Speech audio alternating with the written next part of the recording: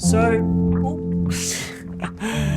you already know that I love this camera. I made a whole review video talking about it, and I think I mentioned about 100 times that this thing is awesome, and I think it's incredible. But one of the things I didn't share in that video is some of the presets and the different settings that I use within this camera that I also think make this camera so good. So I thought I'd make a little video. I don't want to gatekeep, I don't want to keep any secrets. I just want to show you the settings that I'm using, my favorite presets. So let's get into it. So when I first started using this camera, I was a little bit confused about how the whole thing worked for starters, but how to, pull my own film simulations into the camera. I just thought it came already built in with all these like different film stocks like Portra and Kodachrome, that's just what I thought. Turns out it doesn't. What it does come built in with is like different types of film emulations that relate to these, Portras and your Tri-X's, all that kind of stuff. Essentially, Fuji is creating its interpretation of those film stocks, putting them into the camera. But you can take that one step further by using them, plus a bunch of other settings within menus, to then create these presets, which then become your like film stocks. So it was a little bit confusing when I started using the camera. I was like, what the heck? I don't know if I did a better job explaining it just then. Yeah, but that's just how it works. So my favorite preset film stock that I use on this camera is Kodachrome 64. I absolutely love this preset. You're going to see all the settings up on the screen. Yeah, I use this preset every single day. I think that if I was just to have one for the rest of my Fuji days, it would definitely be this preset. I just think that it is so versatile. I love the color in it. I also love the way that it handles light in scenarios like dynamic range. All of those different things is what attracts me to this film stock, this preset, if you will. And I just think it is a great everyday filter. Now, I have kind of taken some inspiration from online about some different iterations of this creation. You can go online and look up this website. I think it's called Fuji Weekly. And they release a bunch of presets that relate to different film stocks. I kind of took this one from that and then kind of built upon it myself. I think the only difference with mine might be how much color I have. I've pumped a lot of color into mine because I just love the color that this camera produces. And then also the other thing that I change a lot, and this is the same throughout all my presets, is that I will sometimes jump around with the white balance. And I know that basically kind of ruins a bit of the point of film. Like film comes built in with its own kind of white balance, but I think being a digital shooter, shooting on digital cameras for a long time, I'm just so used to adjusting my white balance all the time.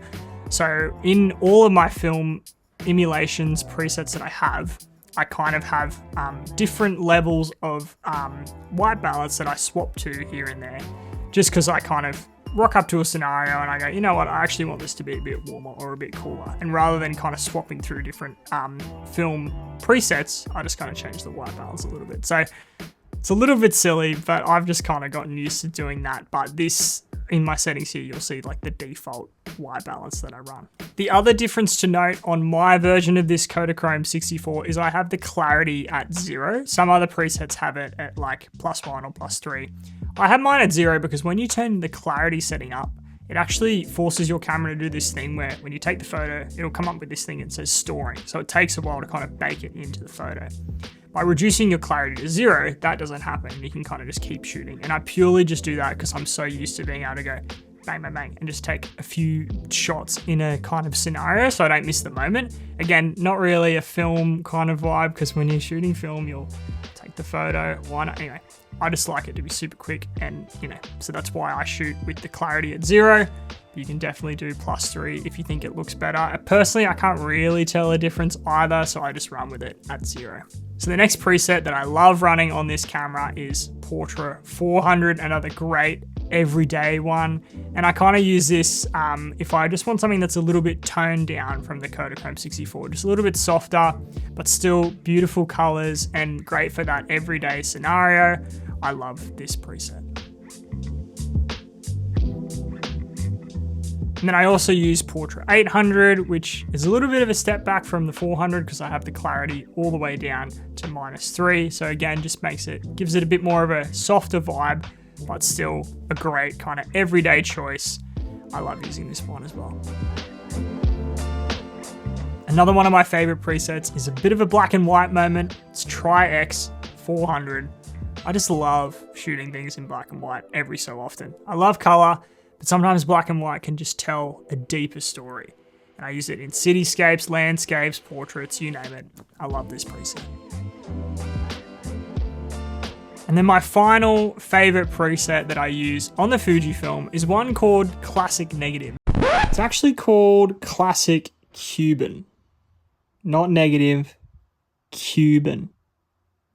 Anyway, back to the video. So it's not necessarily based off a film stock, and it was made by a dude, I've got his name written down here, Osan Bilgi, I think. I probably butchered that, but this dude has created this preset for Fujifilm cameras. When I first kind of found it online, I think I found it on Instagram, I was kind of like, oh, okay, I'll give it a shot. But it gives like an old school travel feel, beautiful colors, and it's like completely different to the other film simulations that I run. So I like it in the sense that I can kind of just throw to it and it gives off a completely different vibe, and the colors feel different and new and exciting. So that is my last favorite film preset that I use. Now, personally, I have all of my presets kind of set to this button on the camera here. I don't know if you can see that. Is this gonna do it? Yeah. See this button here? That's what I have all my presets on. When I click this, I can kind of cycle through them all if I'm in a scenario. And I just think that's a great way to kind of do it. You can customize it however way you think, but I think that it's probably one of the easiest access buttons on the back here to kind of reach. And then I have this button here, which I can't remember what it does when it's not what I have it as, but I have it as white balance, because you know how I was saying I like to change my white balance all the time. I have it on that button just so it's easy and quick to access. But they're kind of, I guess, all the kind of changes that I run to my Fujifilm. I still think the best way to kind of learn a camera is to just jump in and have a go. But I wanted to share just some of my settings there, just for those people who might have been curious from my last video about what I used specifically film-wise and setting-wise for those photos.